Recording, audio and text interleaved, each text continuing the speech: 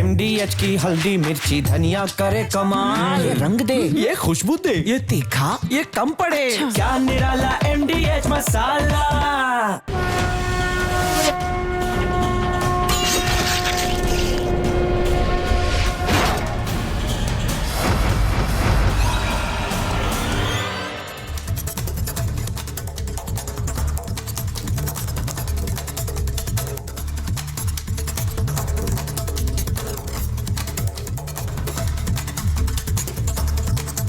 दर्शकों नमस्कार, प्रणाम। मेरा नाम है राम और रिपब्लिक भारत पर अब शुरू करने जा रहा हूं महाभारत। दर्शकों, पूरी दुनिया की नजरें इस वक्त ईरान पर है। उसके दो कारण हैं। एक तो वहां पिछले कुछ दिनों से प्रदर्शन हुए, कहीं कहीं पर हिंसा हुई, लेकिन दूसरा और सबसे बड़ा कारण है अमेरिका की दादागिरी, ट्रंप की दादागिरी। अमेरिका ईरान से संकेतों में नहीं बल्कि खुलकर कह रहा है कि या तो सत्ता हमारे हिसाब से चलाओ, यानी जो हम चाहें उस हिसाब से अपना नेता चुनो, अपना लीडर बनाओ, वरना युद्ध के लिए तैयार हो जाओ। दोस्तों, यह अब सिर्फ बयान भर नहीं है, बल्कि इस वक्त बड़ी खबर यह है कि ट्रंप ने ईरान को चारों तरफ से घेर लिया है। वो पुरानी फिल्में आपने देखी होंगी, पुलिस जाकर कहती थी कि तुमको हमने चारों तरफ से घेर लिया है, जो हम कह रहे हैं वो करो, वरना हमले के लिए तैयार रहो। कुछ वही हो रहा है।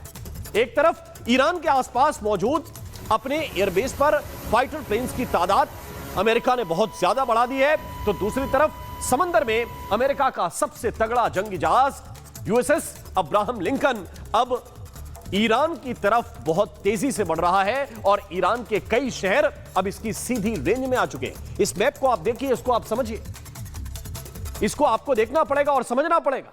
वो मैप एक बार फिर से दिखाइए जरा, ताकि आपको यह समझ में आ सके कि किस तरह से निशाना बनाया गया है ईरान को। इसको थोड़ा सा फुल स्क्रीन डालिए थोड़ी देर के लिए। ये जो आप देख रहे हैं यूएसएस का अब्राहम लिंकन जो है, वो जहाज अब ईरान के बिल्कुल करीब पहुंच रहा है, जो मैंने मैप में दिखाने की कोशिश की है। और इसके अंदर, इसके ऊपर दोस्तों कई फाइटर जो एयरक्राफ्ट हैं, ये देखिए, इसको मैं दिखाने की कोशिश कर रहा हूं। इसको आप समझ जाएंगे कि किस तरह से पूरे के पूरे ईरान को घेरने की कोशिश अमेरिका कर रहा है। तो कुल मिलाकर ईरान जो है वो युद्ध के मुहाने पर है। अमेरिका हमला कभी भी कर सकता है, इस तरह की तैयारी कर चुका है, क्योंकि मिडिल ईस्ट में अमेरिका ने इतनी बड़ी तादाद में सेना कभी तैनात नहीं की, कभी तैनात नहीं की।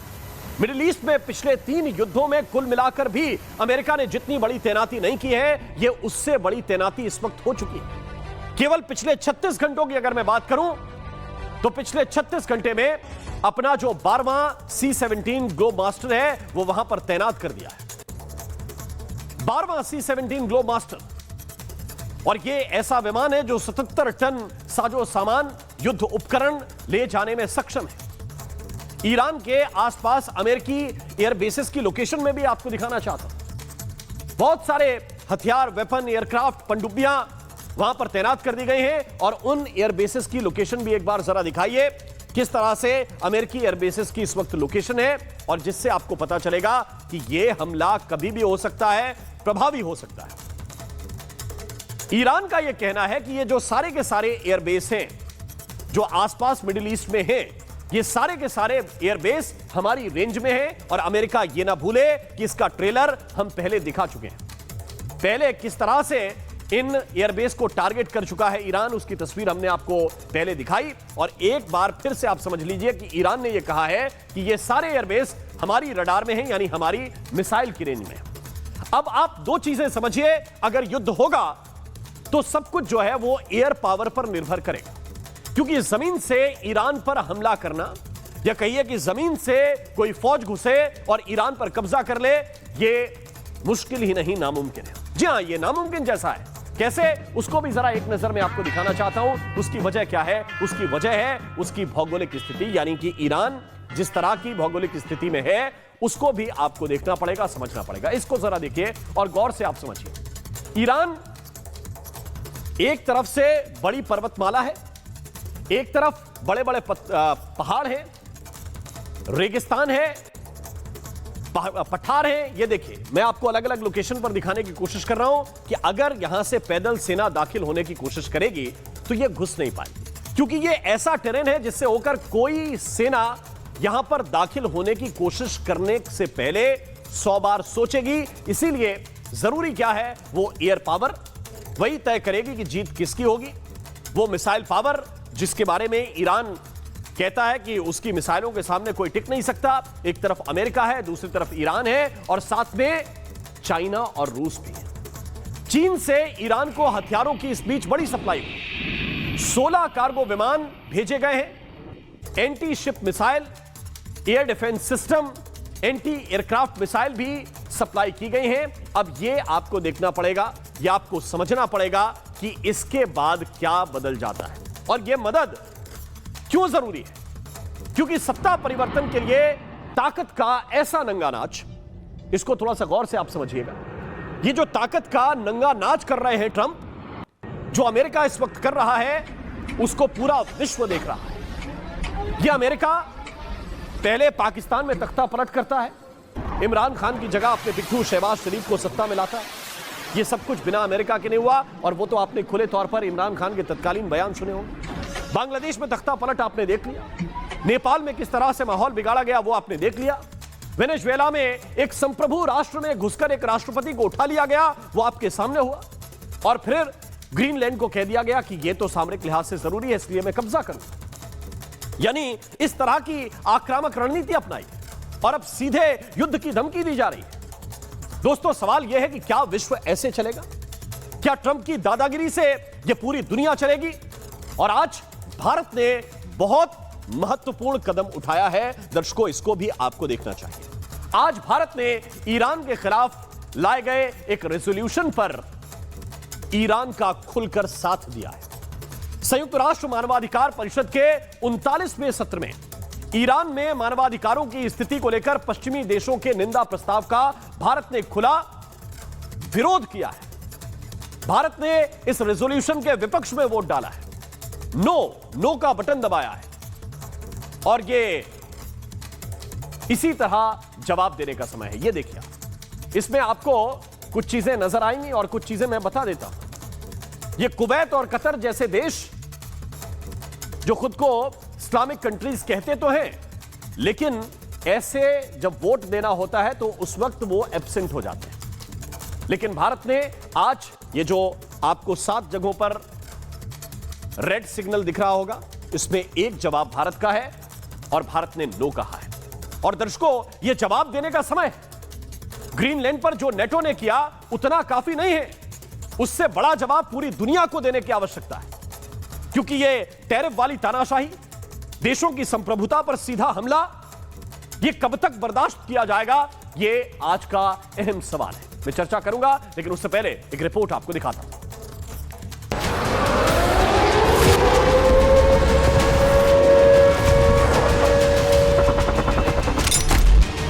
If they do not, future attacks will be far greater and a lot easier. قلب القلوب والأبصار يا مدبر الليل والنهار. क्या अमेरिकी राष्ट्रपति ट्रंप ईरान पर हमला करेंगे या ग्रीनलैंड की तरह ईरान पर भी शांत हो जाएंगे? क्या ट्रंप की धमकियों से ईरान डरने वाला है? अमेरिकी राष्ट्रपति डोनाल्ड ट्रंप इतने बौखलाए हुए हैं कि ईरान को धमकाने के लिए मिडिल ईस्ट में भारी भरकम फौज की तैनाती कर रहे हैं। इसके अलावा अमेरिका मिडिल ईस्ट में हथियारों की खेप भी बढ़ा रहा है। ट्रंप की इस कार्रवाई से ऐसा लगता है कि वो ईरान पर हमला करने जा रहे हैं। लेकिन क्या ईरान पर हमला करना सही है? क्योंकि ईरान की भौगोलिक स्थिति ऐसी है कि वहां कब्जा करना अमेरिका के लिए आसान नहीं होने वाला।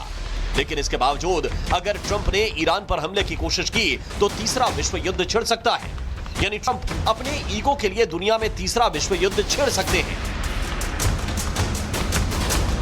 दुनिया के हर देश में अपनी आंतरिक समस्याएं हैं, सत्ता और कुरीतियों के खिलाफ आवाज उठती है। ऐसा ही ईरान में भी हुआ। लेकिन क्या इसके लिए किसी बाहरी देश का ईरान पर हमला कर वहां सत्ता परिवर्तन कराना सही है? यह सवाल इसलिए जरूरी है क्योंकि अमेरिका में भी ट्रंप के खिलाफ कई बार विरोध प्रदर्शन हो चुके हैं। अमेरिकी जनता ट्रंप की नीतियों की मुखालफत कर चुकी है। तो क्या ऐसे में कोई बाहरी देश अमेरिका के आंतरिक मामले में हस्तक्षेप करेगा? ईरान को ट्रंप जो गीदड़ भभकियां दे रहे हैं, उसके पीछे ईरान में होने वाला प्रदर्शन वजह नहीं है। असली वजह ईरान की अमेरिका विरोधी नीतियां हैं, जिसकी वजह से ट्रंप ने मौका देखकर ईरान को धमकाने की कोशिश की है। लेकिन सवाल यह है कि क्या ट्रंप अब इंसानियत की मर्यादा लांघ रहे हैं? क्या ट्रंप खुद को भगवान समझने लगे हैं? क्या वो वक्त आ गया है जब दुनिया को ट्रंप की मनमानियों का खुलकर विरोध करना चाहिए? और सबसे बड़ा सवाल यह है कि मेक अमेरिका ग्रेट अगेन का नारा देने वाले ट्रंप अमेरिका को गर्त में ढकेलने की क्या कोशिश कर रहे हैं? महाभारत में आज इसी पर होगी बात। और आइए चर्चा की शुरुआत करते हैं। कुछ खास मेहमान मेरे साथ जुड़े हुए हैं। दीपक बोरा साहब पूर्व राजनयिक हैं, बहुत बहुत स्वागत दीपक जी आपका। कर्नल शैलेंद्र सिंह जी मेरे साथ हैं, रक्षा विशेषज्ञ हैं। मेरे साथ एयर कोमोडोर रिटायर्ड एएस बहल साहब हैं, रक्षा विशेषज्ञ हैं। मेरे साथ सज्जाद करगिली जी हैं, ईरान मामलों के जानकार हैं। आरजू काजमी इस वक्त हमें पाकिस्तान से ज्वाइन कर रहे हैं, पाकिस्तान की जानी मानी पत्रकार हैं। और राजा कासिफ भी हमें पाकिस्तान से ज्वाइन कर रहे हैं, जो पाकिस्तान के जाने माने एक्सपर्ट हैं। आप सभी का बहुत बहुत स्वागत है महाभारत में। और मेरा पहला सवाल दीपक बोरा साहब आपसे है, आपका अनुभव बहुत है, क्या दुनिया अब इसी तरह से चलेगी कि जो मैं चाहूं वही सरकार में रहे? चाहे वो बांग्लादेश की सरकार हो, चाहे पाकिस्तान की सरकार हो, और अब ईरान की सरकार, मैंने जो डिसाइड कर लिया वही सरकार में होना चाहिए। इसके अलावा जो भी कर रहा है, जैसा भी कर रहा है, सब गलत है।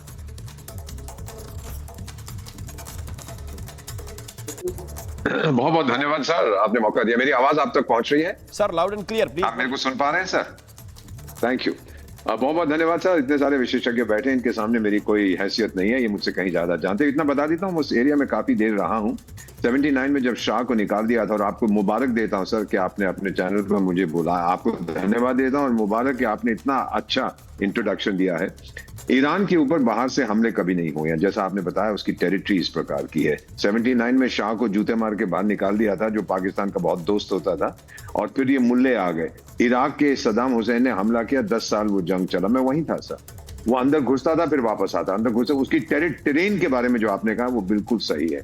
तो मेरा मानना है सर कि ट्रंप जरूर करेगा, वो चेकलिस्ट डिप्लोमेसी कहता है। वेनेजुएला के बारे में कहता है मेरी सिक्योरिटी को खतरा है क्योंकि ये चीजें करता है, उठा के ले आया। नेक्स्ट उसका टारगेट सर गाजा है। गाजा पट्टी पे वो बोर्ड ऑफ पीस बना जी, सारी दुनिया को बुला रहा है कि ज्वाइन करो, फिर संयुक्त राष्ट्र संघ को नदी में फेंक देगा और बोर्ड ऑफ पीस का अकेला वीटो पावर ट्रंप के पास रहेगा। तीसरा उसकी चेकलिस्ट में ईरान है, उसको भी बुरी तरह से ठोकेगा। आप देखते जाइए, वो बाज नहीं आएगा सर, किसी में दम नहीं है उसका मुकाबला करे। वो ईरान पे कब्जा नहीं करना चाहता, वो रेजीम चेंज करना चाहता है, सत्ता पलट करना चाहता है। और कोई वहां पर ऐसी सरकार आ गई जो कहती है अमेरिका को कि डार्लिंग डार्लिंग स्वीट हार्ट, तो वो बड़ा खुश हो जाएगा। इजराइल को खतरा है ईरान से, ये उसका नेक्स्ट स्टेप होगा। और इसके बाद ग्रीनलैंड तो समझ लीजिए चला गया है सर, किसी में दम नहीं है। यूरोपियंस को पता लग गया जो अमेरिका हमारा दादा था, आज वही दादा डंडा लेके हमें मॉरिशस का हिस्सा थे, जहां पर इनकी बेसिस हैं। अब जब वो वापस जाएगा मॉरिशस को, अमेरिका कहेगा मैं नहीं जाने दूंगा, मैं इसको हड़प करूंगा। So sir there is no way, my way और द हाईवे, आपको करना पड़ेगा। मैं दुनिया का शहंशाह, किसमें ताकत है कि इसकी मुखालफत करें? ठीक है आरजू काजमी, ये सवाल बहुत सीधा है कि क्या एक देश के राष्ट्रपति की जिद के अनुसार पूरी दुनिया की हुकूमतें चलेंगी? और अगर नहीं चलेंगी तो किसी ना किसी बहाने से आप उन पहले तो सत्ताओं को पलटने की कोशिश करेंगे। पाकिस्तान इसका बड़ा उदाहरण है, बांग्लादेश इसका बड़ा उदाहरण है। और जो नहीं मानेगा, जिसकी सरकार वहां पे मजबूत है, मसलन खामेनेई के लिए वहां की जनता का एक तरह का झुकाव है, तो फिर आप ये कहेंगे कि मैं एयरक्राफ्ट तैनात करूंगा, मैं जंगी बेड़े लेकर आऊंगा और आपको डराऊंगा। क्या इस तरह से अब पूरी दुनिया चलने वाली है? और इसमें वो मुस्लिम उम्मा कहां है जो ये कहते हैं कि हम तो सारे एक साथ लड़ेंगे, हम इस्लामिक नेटो भी बनाएंगे और जो भी हम लोगों पे हमला करेगा हम उसका मिलकर जवाब देंगे? क्या वैसी आवाज आपको पाकिस्तान में महसूस हो रही है उठती हुई? देखिए, सबसे पहले तो अगर मुस्लिम उम्मा की बात मैं करूं तो जो OIC की कंट्रीज हैं उनका आपस में कोई यूनिटी नहीं है, सब डिवाइडेड हैं, और जो पैसे वाली कंट्रीज हैं वो अलग हैं, और जो बाकी कंट्रीज हैं उनको कोई पूछता नहीं है। कभी आपने देखा है कि ये मुस्लिम उम्मा किसी गरीब इस्लामिक कंट्री के लिए आए हों साथ?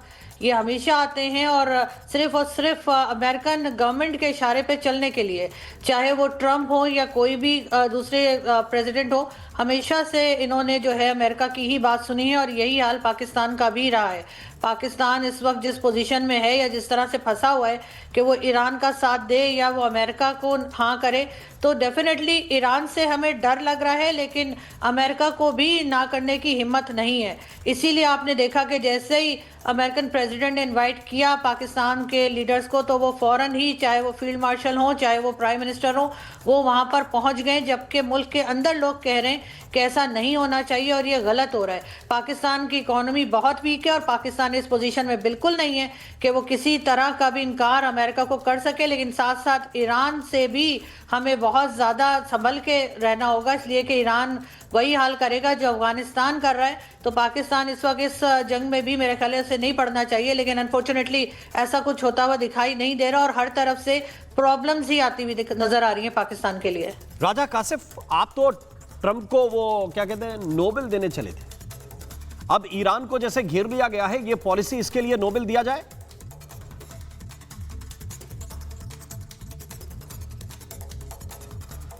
आपकी आवाज नहीं आ रही सर, अनम्यूट। हाँ हाँ, अब आ रही होगी मेरी आवाज आपको? जी जी जी, बहुत शुक्रिया। बुनियादी तौर पे अगर हम बात करें कि ट्रंप को नोबेल प्राइज और बाकी ट्रंप कह चुके हैं कि कई दफा वो जंग वगैरह युद्ध रुकवा चुके हैं, तो ठीक है, इंडिया और पाकिस्तान के दरमियान इस लेवल पे हमें जाना ही नहीं चाहिए था। और यहाँ पे बैठे हैं वो सब जानते हैं पाकिस्तान और इंडिया में ये जंग रुकवाने जा रहे हैं, जंग लड़ने जा रहे हैं? नहीं, जंग नहीं हो सकती फौरी तौर पे। अगर ये हो रही होती तो अब तक हो चुकी होती। ट्रंप का या अमेरिका का सिर्फ ये कहने की हद तक रहता है। और दूसरा ये कि ट्रंप के ईरान की जो गवर्नमेंट है पहलवी की या जो पहले भी रही, वो तो बड़ी प्रो पाकिस्तान हमेशा रही है। पाकिस्तान को मौजूदा जो करंट गवर्नमेंट भी है उससे भी कोई प्रॉब्लम नहीं है ईरान की गवर्नमेंट से कि हम कहें कि ईरान से हमें कोई इशू है। कोई इशू नहीं है, क्योंकि देखिए पाकिस्तान दुनिया में ईरान पहला मुल्क था जिसने पाकिस्तान को एक्सेप्ट किया था, अफगानिस्तान ने नहीं किया था। तो इससे अंदाजा लगाएं यही पहलवी की यही लोग थे ना, यही गवर्नमेंट थी जो दोबारा आना चाहती है। और जो क्लाइंट है वो भी पाकिस्तान का, ये मैटर ही नहीं करता। अगर आपका दोस्त है ईरान, आपकी सारे जितनी भी रिजीम रही हैं वो उनकी दोस्ती पाकिस्तान से रही, और उसी इस्लामिक कंट्री को एक दुनिया के दादा ने आकर घेर लिया, वो अपने जंगी बेड़े वहां भेज रहा है। मैंने डिटेल में बताया कि कितने कितने एयरक्राफ्ट किस एयरबेस पर जाके तैनात कर दिए हैं, और खुलकर उनके चाहे वाइस प्रेसिडेंट हो चाहे प्रेसिडेंट हो, ये खुलकर बोल रहे हैं कि नहीं, अगर कुछ इधर उधर हुआ तो हमला करेंगे, ये खुलकर बोल रहे हैं। और फिर भी आपको लग रहा है कि नहीं नहीं जी कोई लड़ाई नहीं होने वाली, कोई झगड़ा नहीं होने वाला। क्यों? क्योंकि ट्रंप मदद कर रहे हैं आपकी मौजूदा हुकूमत की। देखें, बेसिक चीज ये है कि सेकेंड वर्ल्ड वॉर के बाद हम देखते हैं कि आईआर का पूरा एक सब्जेक्ट निकल के आता है। इंटरनेशनल रिलेशन में कोई दोस्ती या वो नहीं होती, इंटरेस्ट होते हैं, और इंटरेस्ट आप वहां तक जाते हैं जितने आपके इंटरेस्ट होते हैं, चाहे कोई भी कंट्री हो। तो ईरान के साथ हमारा यानी पाकिस्तान का इंटरेस्ट ईरान में कोई ऐसा मैटर नहीं है। मैं समझ गया। और पाकिस्तान का कोई खास इंटरेस्ट नहीं है ईरान में, वहां से कोई पैसा ऐसा आ नहीं रहा आपके पास, तो वो फिजूल बात हो गई कि ये हमारे मुस्लिम ब्रदरहुड के लोग हैं, है ना, यहाँ पे भी कुछ ईमान वाले लोग रहते हैं, वो पुरानी बात हो गई। इंटरेस्ट पे चल रही है दुनिया, सीधी बात है। मैं समझ गया, क्लियर है ना राजा कासिफ जी? मतलब दुनिया तो जिस तरह चलती है स्टेट की बेस पे चलती है ना, जो स्टेट्स की चीजें होंगी उसकी बेस पे चलेगी। ये तो नहीं है कि आप कहेंगे जी रिलीजन की बेस पे चल रही होती। रिलीजन की बेस पे चलती तो आपके सामने क्यों एंट्रियां मार के नेपाल में कई जगहों पे ये 20-25 से पहले पूरे के पूरे शाही घरानों को गिरा दिया जाता। आप देखें ना कि कहाँ इंडिया ने गड़बड़ नहीं की, अपने इर्द गिर्द के छोटे देशों को चक्कर में लगे अपने बजट में से राजा कासिफ जिनको केवल, अच्छा मैं ये थोड़ी कह रहा हूं कि आप ट्रंप के घर में घुस जाइए, आपकी तो क्षमता भी नहीं। मैं ये भी नहीं कह रहा हूं कि आप जाके ट्रंप को पकड़ के ले आइए, आपकी वो भी क्षमता नहीं है। आप केवल सही को सही और गलत को गलत बोलने की स्थिति में जब ना रहें तो बड़ी दिक्कत होती है। जब आप एक घुसपैठिया को घुसपैठिया कहने की हिम्मत में ना रहे, जब कहें कि ये भाई हमारे ऊपर हमला कर रहा है, उसको ये ना कहें कि ये हमलावर है, वो कहें कि ये तो प्यार का हाथ बढ़ाने के लिए अपना जंगी बेड़ा लेके आए हैं, तो फिर प्रॉब्लम है। और इसी सवाल को लेकर मैं सज्जाद करगिली आपके पास आना चाहता हूं। मेरे साथ दो और एक डिफेंस एक्सपर्ट है, उनके पास मैं जाऊंगा उनकी राय लेने के लिए। लेकिन सज्जाद करगिली, ये सीधा सवाल, ये क्यों ऐसा हो रहा है कि भाई कतर है वो एब्सेंट हो जाता है, कुवैत है एब्सेंट हो जाता है, ईरान का मामला आता है और पाकिस्तान कह रहा है कि देखिए इंटरेस्ट होगा तो बात करेंगे, इंटरेस्ट नहीं होगा तो बात नहीं करेंगे। क्या यही वजह है कि जो ट्रंप चाह रहे हैं वो एग्जीक्यूट करने की तरफ बढ़ जा रहे हैं, कोई डर नहीं बचा है? सबसे पहली बात तो यह है कि जो ट्रंप का व्यवहार है इस वक्त एक इंटरनेशनल गैंगस्टर की तरह, वो पूरी दुनिया के ऊपर अपनी दोष जमा रहा है। जो पीस बोर्ड बनाया है गाजा को लेकर के, उसमें भी यूनाइटेड नेशन को बिल्कुल दरकिनार करके इन्होंने अपना बोर्ड बनाया। अमेरिकन गवर्नमेंट भी इसमें शामिल नहीं है, इसका अपना ट्रंप का अपना बोर्ड है। और पाकिस्तान एक बार फिर प्राइवेट क्लब है, सज्जाद करगिली, प्राइवेट क्लब जी। और पाकिस्तान अपने फील्ड मार्शल को लेकर के वहां पहुंचा है। यही पाकिस्तान एक जमाने में राहिल शरीफ को लेकर सऊदी अरबिया पहुंचा था और इस्लामी उम्मा की फौज बनाई थी यमन में चढ़ाई करने के लिए।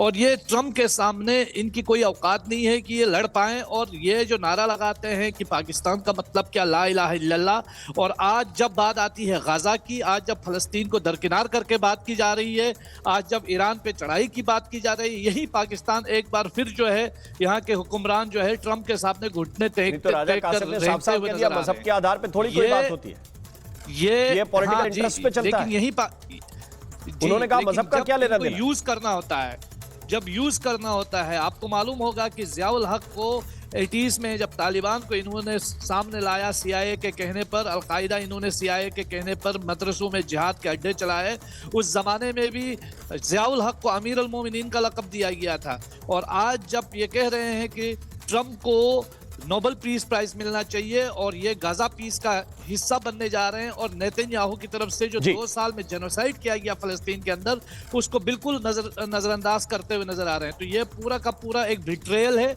और लोगों के लिए आंख खोलने का मुकाम है। और आज मैं शाबाशी देना चाहूंगा अपने मुल्क के हुकूमत को कि जिसने अक़वाम मुत्तहिदा में, United nation human rights council में जो प्रस्ताव पेश किया, उसमें एक प्रिंसिपल स्टैंड लिया। यह हिंदुस्तान का एक प्रिंसिपल स्टैंड है। अगर ईरान में लोग नाराज हैं तो ईरानी लोगों का यह हक बनता है कि वो हुकूमत को बाहर करे, हुकूमत को गिराए या हुकूमत को चेंज करे, न कि अमेरिका का यह हक बनता है कि वो दूसरे मुल्क में इंटरफेयर करके वहां पे अटैक करे। नहीं, लेकिन 3-4 चीजें हैं और इन 3-4 चीजों को समझने के लिए शैलेंद्र सिंह जी मैं आपके पास आना चाहता हूं। कर्नल साहब, मुझे थोड़ा सा बताइए, क्या इसको ग्रीनलैंड समझने की कोशिश कर रहे हैं ईरान को ट्रंप? क्या इसको वेनेजुएला समझने की कोशिश कर रहे हैं ट्रंप? और क्या ये उस तरह से संभव है? क्योंकि हमने पिछला देखा था जब अल उदीद एयरबेस से लेकर बहुत सारे एयरबेस थे जिस पर ईरान ने अपनी मिसाइल मारी और बाद में अमेरिका ने कहा कि नहीं, समझौता कर लेते हैं, सीज फायर हो जाए।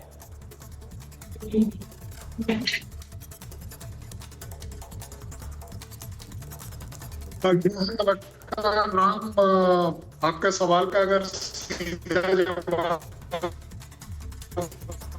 जी तो जी शैलेंद्र जी, आपकी आवाज नहीं आ पा रही, थोड़ी सी तकनीकी दिक्कत है, मैं सुन नहीं पा रहा हूं आपका। मेरे साथ AS बहल साहब हैं। बहल साहब, अगर आप इसको रिस्पॉन्ड करना चाहें, क्या वेनेजुएला समझ रखा है ईरान को? देखिए, ना तो वेनेजुएला ईरान है और ना ही अमेरिका को वो रिस्पांस मिलेगा जो वेनेजुएला में मिला था। और जिस हिसाब से उनको 150 एयरक्राफ्ट का एम्प्लॉय करते हुए प्रेसिडेंट और उनकी वाइफ को उठा के ले आए थे वहां से, ऐसा वो नहीं कर पाएंगे ईरान के साथ। मैं 2 चीजें इसमें क्विकली बोलना चाहूंगा। सबसे पहले चीज जो बात चल रही थी पाकिस्तान के साथ, उसके बारे में एक चीज बोलना चाहता हूँ, वापस इस पे आऊंगा, और वो ये थी कि 16 जनवरी 2024 को ईरान ने मिसाइल्स लॉन्च की थी पाकिस्तान के ऊपर जैश अल अदल को मारने के लिए बलूचिस्तान के अंदर। उसके बाद 18 जनवरी को पाकिस्तान ने मारे थे ड्रोन्स और साथ में दूसरे वेपन सिस्टम्स का इस्तेमाल किया था। तो कहीं ना कहीं पाकिस्तान और ईरान की कोई दोस्ती नहीं है। अब आपने देखा जून में जो 2025 के अंदर हमले हुए थे तो पाकिस्तान की एयर स्पेस भी दी गई थी और कहीं ना कहीं पाकिस्तान हमेशा से बेसिस देने को तैयार है अमेरिका को, ताकि वो ईरान, अफगानिस्तान या इस एरिया के अंदर हमले कर सके। तो पाकिस्तान किसी का भी दोस्त नहीं है, मुस्लिम उम्मा की बात करता है और एंड में करता क्या, उन्हीं के पीठ के पीछे उनको चाकू मारता है। और दूसरी चीज आ जाती है जो हम बात कर रहे थे ईरान के ऊपर। ईरान के ऊपर हमला जरूर होगा, ये इसलिए भी होगा क्योंकि इस समय ट्रंप की साख के ऊपर ये बात आ गई है कि उन्होंने जब कहा कि आप आगे बढ़िए, हम तुम्हारे साथ है। जब 5000 लोग मारे गए, लोगों ने पीछे देखा, ट्रंप तो कहीं था ही नहीं। और उसके बाद जो हुआ, अब ट्रंप को लगता है कि कहीं ना कहीं उनको, और खासकर जिसको आज हैंड भी कर दिया गया है कल, तो कहीं ना कहीं ट्रंप के लिए अब ये इज्जत की भी बात है। आखिरी चीज इस पे मैं ये कहना चाहूंगा कि ट्रंप इसलिए नहीं कर रहे ये सारे वेनेजुएला, ना वो ऑयल के लिए कर रहे हैं, ना मेक अमेरिका ग्रेट अगेन के लिए कर रहे हैं, वो मेक ट्रंप ग्रेट के लिए कर रहे हैं। इसी वजह से उन्होंने बोर्ड ऑफ पीस किया है, इसी वजह से वो ग्रीनलैंड को लेने की बात, वो एक मास शो इमेज दिखाना चाहते हैं। आपने वेस्टर्न मूवीज देखी होगी जहां पे वो गन स्लिंगर होते हैं और कहते हैं शूट फर्स्ट आस्क लेटर। तो जो ट्रंप करना, आखिरी लाइन सर मैं इसलिए टोकना चाहता हूं, देखिए मैं आपकी बहुत इज्जत करता हूं बेल साहब, आपके देश के योगदान के लिए मैं आपको सैल्यूट भी करता हूं, इज्जत भी करता हूं। लेकिन अगर आप ये कहें तो मुझे थोड़ा सा इसके मैं विरोध में जाऊंगा कि आप कहेंगे कि ट्रंप अपनी इज्जत पर आकर अड़ गए हैं। मतलब ट्रंप भी इज्जत पे आकर अड़ गए हैं, मेरा ये सवाल, जो हर 2 दिन में अपनी बात से पलट जाते हैं, जो सुबह क्या बोलते हैं, शाम को क्या बोलते हैं, जिन्हें खुद पता नहीं रहता। आप कह रहे हैं उनकी इज्जत पे बात आ गई, मैंने उनकी क्या इज्जत है? बाकी ठीक है, अमेरिका की फौज, अमेरिका की पॉलिसी, उसका कुछ समझ में आता है कि उनके ऊपर कोई बात आ जाए। ट्रंप की तो इज्जत नहीं। अगर उनकी कोई खास इज्जत होती तो वो कम से कम जिम्मेदार बयान तो देते। नहीं, इसमें एक चीज मैं हाईलाइट करना चाहता हूं जी, क्योंकि उनकी पॉपुलैरिटी उनकी अपनी नीतियों की वजह से गिर गई थी 36 to 38%। तो उनको ये एक माशो इमेज दिखानी है जिसकी वजह से मागा के अंदर भी, क्योंकि एप्स्टाइन फाइल्स हो या फिर जो नीतियों की वजह से कॉस्ट ऑफ लिविंग ऊपर चली गई है, तो उनकी अपनी पॉपुलैरिटी रेटिंग। और अब आ रहे हैं मिड टर्म पोल। अब इससे एक पॉइंट और है, कर्नल शैलेंद्र सिंह के पास में जाता हूं, फिर आरजू काज़मी वेट कर रही हैं थोड़ी सी देर से। अब आप ये बताइए, अगर कर्नल शैलेंद्र सिंह कल के दिन जो रिपब्लिकन के खिलाफ लोग हैं, अमेरिका में जिस तरह का माहौल है, वो कल के दिन प्रदर्शन करने लगे, तो क्या किसी दूसरे देश की सेना जाके ये कहे कि नहीं एक काम करो ट्रंप, या तो हट जाओ या तुम्हारे ऊपर हमला करेंगे? ये मुमकिन होगा क्या? ये पॉलिसी आप ईरान पे लागू कर रहे हैं, ये पॉलिसी वेनेजुएला पे लागू कर रहे हैं, दुनिया के देशों पे लागू कर रहे हैं, क्या सिर्फ इसलिए क्योंकि आपके पास ताकत ज्यादा है?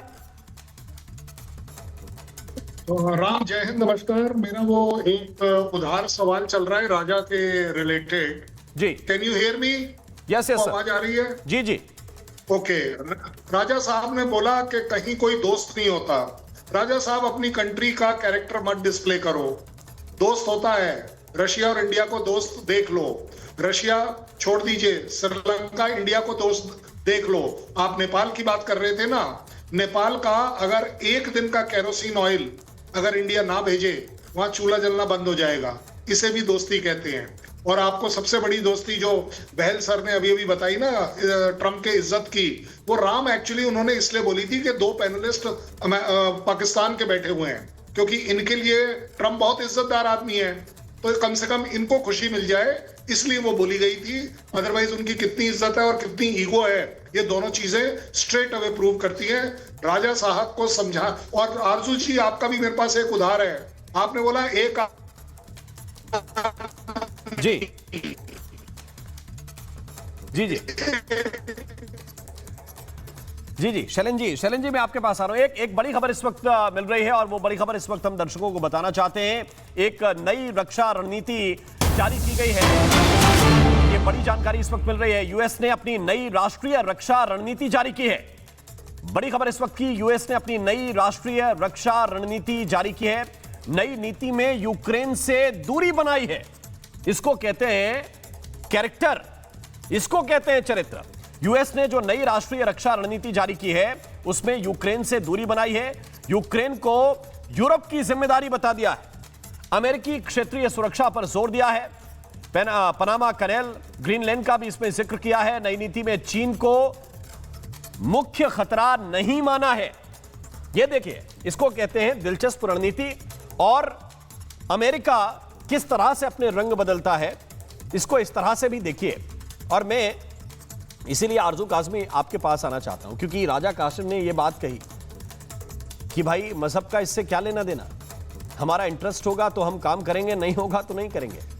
और दूसरी तरफ जिनके भरोसे अभी पाकिस्तान चल रहा है वो कह रहे हैं कि हमारा यूक्रेन से क्या लेना देना, ये तो यूरोप की जिम्मेदारी है। अभी अभी की ब्रेकिंग न्यूज है।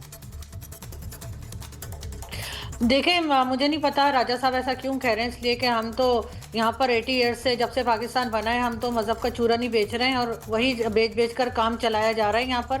लेकिन ये ज़रूर है कि अमेरिका तो किसी का ना हुआ, तो इसलिए हमें ये याद रखना चाहिए कि जैसे वो अफगानिस्तान में सब कुछ छोड़कर चला गया था और आज तक हम टीटीपी को और दूसरे लोगों को भुगत रहे हैं, तो ऐसा ना हो कि हम ईरान का साथ ना दे के अमेरिका का साथ दें और उसके बाद ईरान तो यहीं रहेगा और हम भी यहीं रहेंगे। और अमेरिका ने कभी कोई लड़ाई अपनी ज़मीन से नहीं लड़ी, हमेशा किसी ना किसी को इस्तेमाल किया है। और सबसे आसान कंट्री जो उसको मिली है वो पाकिस्तान है, क्योंकि यहाँ पर कुछ डॉलर्स दे दिए जाते हैं और उसके बाद कोई फ्यूचर नहीं देखा जाता, क्योंकि जो लोग डॉलर पकड़ते हैं वो यहाँ नहीं रहते, वो थोड़े दिनों के लिए यहाँ होते हैं और उसके बाद वो और उनकी फैमिलीज चली जाती हैं। तो ये एक हिस्ट्री रही है पाकिस्तान की और अनफॉर्चुनेटली मुझे फ्यूचर भी यही नज़र आ रहा है। बिल्कुल। और इसीलिए दीपक बोरा जी, राजा कासिफ से मैं इसका जवाब दूंगा, लेकिन दीपक बोरा जी, ये प्लानिंग किस तरह की है कि आप उठाकर कहते हैं कि यूक्रेन से हमारा क्या लेना देना भाई, वो यूरोप की जिम्मेदारी है, यूरोप का उकसाया हुआ युद्ध था। ये तो आप जानते ही हैं सर कि दूसरे विश्व युद्ध के बाद जब यूरोप की रिकंस्ट्रक्शन चल रही थी मार्शल प्लान के अंतर्गत 12-13 बिलियन डॉलर में, यूरोपियंस तो ऐश करते थे। मैं तो रहा हूं, पहली मेरी पोस्टिंग फ्रांस में थी, दिन रात पार्टी करते थे, भाई कुछ डिफेंस पे खर्च करो, अरे क्या जरूरत है, कोई समस्या होगी तो अमेरिकी आके हमें बचा लेंगे। ट्रंप ने कहा है कि उसके पैसे दो, ही इज अ बिजनेसमैन, धंधे वाला है, ये पहली चीज मान लीजिए। और दूसरा सर, आप जानते हैं अबू धाबी में मीटिंग किसकी चल रही है, अमेरिका, रशिया और यूक्रेन की, ऑन यूक्रेन इशू। यूरोप कहां है सर, बाहर चाय बना रहा है कि भाई अभी चाय ले आना मेरे को जब चाहिए होगी। Europe is finished, Europe is irrelevant. दिखा रहे हैं, हमने बुला लिया उन दोनों को हमारे रिपब्लिक डे पे, दिखाने की कोशिश कर रहे हैं कि हमारा अभी भी है रेलेवेंस, कुछ नहीं है उनकी सर। सिर्फ आज अगर आप देखेंगे इनके बीच में समझौता हो चुका है रशिया और अमेरिका के बीच में, टाइगर यूक्रेन मेरा, दक्षिण अमेरिका तेरा, जो करना है कर, मुझे यहाँ जो करना है कर। और ज़ेलेंस्की साहब आप तो बहुत खुदा के, तो ये हूँ अब जा न्यूयॉर्क में कोई नाइट क्लब खोल के वहां पे गाना बजाना करा कर, आपकी किसी को जरूरत नहीं। डेवोस में देखा सर, बात हुई ग्रीनलैंड की, किसी ने बात नहीं की इस बेवकूफ की, ना किसी ने और किसी चीज की बात की। Now the whole focus shift कर गया है। ईरान की भी मुखालफत थोड़ी बहुत जिन लोगों ने कहा की है, sir take it from me, अगले 48 घंटों में जो इस समय प्लेन्स लैंड किए हैं जॉर्डन में, कार्गो प्लेन्स अमेरिका के, वो ठोकेगा ईरान को सर, वो बाज नहीं आएगा sir. Take it from me sir, मेरे 52 साल हो गए कूटनीति में, वो ऐसे हवा में बातें नहीं कर रहा, मारेगा इसको हवा से। और अगर उसको बूट्स ऑन द ग्राउंड चाहिए, मैं आपको ये भी बता देता हूं, ये आरजू जी जिस देश से आती हैं, ये लोग जाएंगे लड़ने के लिए। अरे क्या पड़ता है, हमारे 10, 20, 50 हजार मर गए, हमारी औरतें और 1 करोड़ पैदा कर देंगी। दिस इज द लॉजिक, ये मैंने खुद सुना इन लोगों को कहते हुए, वी हैव नो प्रॉब्लम, वो तो पैदा और कर देंगे बच्चे। So this is what I C happening, boots on the ground नहीं सर। फाइनली घोड़े की पीठ पर चढ़कर देश को काबू करना आसान है, घोड़े की पीठ से उतरकर हुकूमत करना बहुत मुश्किल है। ट्रंप टेक ओवर नहीं करेगा, सत्ता पलट करेगा।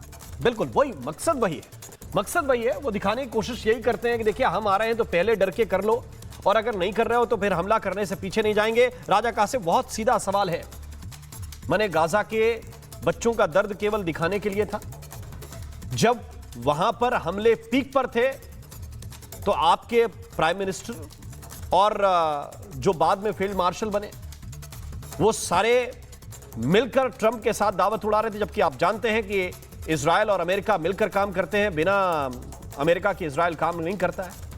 और दूसरा, यह मौका आपके सामने खड़ा हुआ है जब ईरान के दरवाजे पर युद्धक विमान पहुंच गए हैं, फाइटर प्लेन्स पहुंच गए हैं, और मेरे साथ जो पैनलिस्ट हैं वो इस वक्त दावा कर रहे हैं कि 48 घंटे के अंदर ठोका जाएगा ईरान।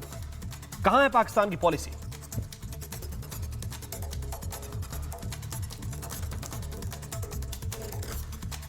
राजा कासिम लगता है फ्रीज हो गए, आवाज नहीं जा रही उनके पास।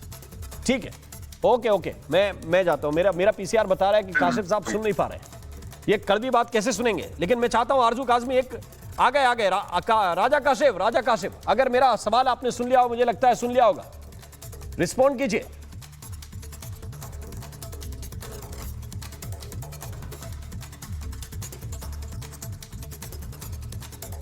राजा काशिफ, आप मुझे सुन रहे हैं? यहाँ सिग्नल, क्योंकि बर्फबारी हो रही है। जी, मैं यहाँ पे हूँ, तो स्नोफॉल की वजह से थोड़े सिग्नल्स के प्रॉब्लम्स हैं। ठीक है, लेकिन बाकी चीजें दुरुस्त पहुंच रही होंगी आप तक। और उसमें से एक इत्तला यह है कि 48 घंटे के अंदर ईरान के अंदर कुछ ना कुछ अमेरिका करने वाला है। और कुछ पुरानी जानकारियां हैं, जब गाजा पर अटैक चल रहा था, जब आप लोग बार बार कह रहे थे कि मासूम बच्चों को यह इजराइल बेदर्दी के साथ मार रहा है, तब एक दावत का इंतजाम किया गया था ट्रंप के साथ, और आपके वजीर आजम वहां पर जाकर दावत कर रहे थे और कुछ पैसा उधार मांग रहे थे। तो माने बच्चों की वो फोटो दिखाना यह सिर्फ एक बहाना है, असल में आपको उधार पैसे मांगना है। देखें, कोई भी स्टेट अपने सिस्टम के तहत चलती है, अपने इंटरेस्ट के तहत चलती है। पाकिस्तान दुनिया के साथ स्टैंड करता है, और ट्रंप के बिल्कुल अमेरिका के साथ हैं हम इस मामले में कि गजा में हम पीस लेने जाएंगे, बिल्कुल पीस होगा। और ईरान के अंदर कोई अटैक अमेरिका का नहीं हो रहा अगले 20 जब वहां बच्चे पीस में बढ़ गए सब, वहां पे इमारतें तक तो बची नहीं, आम आदमी छोड़ दीजिए, वहां तो साफ हो गया मैदान। अब क्या पीस का करेंगे? वहां पे कंस्ट्रक्शन होगी, सारी चीजें बेहतर होंगी, आप टेंशन ना लें। इंडिया का मैटर नहीं है ये। हाँ ठीक है, आदमी का मैटर तो है, इंसान का मैटर तो है, इंसानियत से इंडिया का क्या ताल्लुक है? अच्छा, नहीं पाकिस्तान का ताल्लुक है। आपने तो खुलकर कह दिया कि वहां पे पौधों की तरह बच्चे उगेंगे, है ना? कंस्ट्रक्शन होगी, किसकी कंस्ट्रक्शन होगी? बच्चों की, इंसानों की, सब कुछ होगी, आप तसल्ली रखें। इंडिया का मैटर ही नहीं है ये। अच्छा, तो किसका मैटर है? ये पाकिस्तान जा रहे हैं, अमेरिका जा रहे हैं। पाकिस्तान का मैटर है गाजा? बिल्कुल, पाकिस्तान का अमेरिका का मैटर है, आपका मैटर नहीं है। इंडिया को क्या कहते हैं, पीसफुल रहना चाहिए, रेस्ट इन पीस। वाह, अद्भुत, क्या व्याख्या है आपकी। और आप पाकिस्तान इसी तरह चलाते हैं? मतलब मैं तो सुनकर आनंद ले रहा हूं। अब बताइए, पाकिस्तान तो हम तो शांति प्रिय देश हैं, मुझे लगता है कि इस पर रिस्पॉन्ड करना चाहिए। सज्जाद कारगिली कुछ बोल रहे हैं। कारगिली जी बोलिए। ये बहुत कंडेमनेबल स्टेटमेंट है। इंडिया कोई फलस्तीन नहीं, सज्जाद कारगिली बोल रहे हैं। करगिल वालों की आवाज सुनिए भाई। फलस्तीन के बगैर इंडिया कहां से पीसफुल है? अरे करगिल वालों की आवाज सुनिए भाई, सुनिए। कारगिल का कोई मसला नहीं, 71 का भी याद रखें। अरे सुनिए, सज्जाद करगिली पैनल में उनकी बात सुनिए जी। इसकी बात कर रहे हैं, गाजा की बात कर रहे हैं, बड़ा शर्मनाक। सज्जाद भाई बोलिए। मैं समझता हूं जो भी पाकिस्तान ने स्टैंड लिया है गाजा पीस बोर्ड का हिस्सा बनने का, ट्रंप के क्लब का हिस्सा बनने का, ये बिट्रेयल है फलस्तीन के लोगों के साथ, उनके अवाम के साथ। और ये गाजा में जो जेनोसाइड हुआ है उसको ये लोग जो है वो रिकॉग्नाइज कर रहे हैं। ये अनफॉर्चुनेट है। और पाकिस्तान की सेनेट में भी कल वहां के लीडर ऑफ अपोजिशन ने इस मसले को उठाया है। ये बहुत कंडेमनेबल एक्ट है। और इमरान खान ने भी इस बारे में वार्न किया था और ये कहा था कि इनमें दम नहीं है कि अमेरिका के सामने उठ खड़े होंगे। और आज इन्होंने साबित कर दिया कि फलस्तीन के बगैर यूनाइटेड नेशन के फलस्तीन का जो भी रेजोल्यूशन होना चाहिए वो अकॉर्डिंग टू यूएन रेजोल्यूशन होना चाहिए, न कि ट्रंप की मनमानी से फलस्तीन का कोई इशू हल होना चाहिए। यह बड़ी शर्मनाक बात है कि आप फलस्तीन को बाईपास करके पीस बोर्ड का हिस्सा बन रहे हैं। और रही बात ईरान की, तो ये सिर्फ जंग जो होगी ईरान की वार नहीं होगी। ईरान पे हमला पूरे रीजन को इस आग में धकेलेगा। और आप देखेंगे सिर्फ ईरान ही नहीं, इस अगर ये आग लगेगी तो पूरा रीजन जो है इस आग में जलेगा। और ईरान ऐसे ही सरेंडर नहीं करेगा, इस बात को याद रखा जाए। ठीक है आरजू काज़मी, ये स्टेट पॉलिसी जरा समझिए। और आप तो पूरी दुनिया को मेरा ख्याल है कि बताती ही रहती है कि ये स्टेट पॉलिसी, लेकिन राजा काशिफ तो खुलकर कह रहे हैं कि भाई केवल पाकिस्तान वो है जो ये तय कर रहा है कि गजा में क्या हो रहा है वो सही है कि गलत है। माने आधी जिम्मेदारी तो इन्होंने सीधे तौर पर ले ली कि वहां जो बच्चों के साथ हो रहा है उसमें आधी जिम्मेदारी तो हमारी है, क्योंकि इसमें इंडिया का क्या लेना देना। वो तो जो करवा रहा है पाकिस्तान करवा रहा है।